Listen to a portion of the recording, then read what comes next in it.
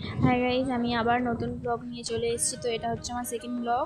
দেখো, আমি বলেছিলাম যে দুপুরের পার্টটা তোমাদের সাথে শেয়ার করব। তো দেখে নাও, আমি ঠাকুরের পুজো দেবো, স্নান হয়ে গেছে। এই যে ঠাকুর ঘরের কী অবস্থা দেখো। তো গুছিয়ে নিলাম।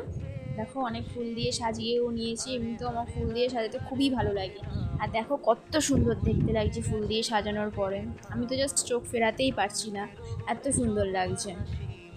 আর এই দেখো, বাইরে বৃষ্টি হচ্ছে, আবার রোদও বের করেছে, বোঝাই যাচ্ছে না কীরকম ওয়েদার, কিন্তু দেখতে ভালোই লাগছে। আবার বৃষ্টিও হচ্ছে, বেশ সুন্দর ওয়েদার ছিল। আর এই যে দুপুরবেলা ভাত, বেগুন সিদ্ধ, আলু সিদ্ধ নিয়ে বসে পড়েছি। আর বাইরে দেখো কত জোরে জোরে বৃষ্টি হচ্ছে। এই বৃষ্টির সময় বেশ ভালোই লাগে দুপুরে। আর এই যে মার কালকে উপোস আছে না, তাই জন্য আজকে নিরামিষ মাও খাচ্ছে, আর মার সাথে আমিও আজকে নিরামিষ ভাত খাচ্ছি। আর এই আলু সিদ্ধ, বেগুন সিদ্ধ, ভাত, আর তার সঙ্গে শুকনো লঙ্কাও সিদ্ধ, দারুণ লাগে খেতে। আমার তো খুবই ভালো লাগে নিরামিষ এই ভাতটা খেতে।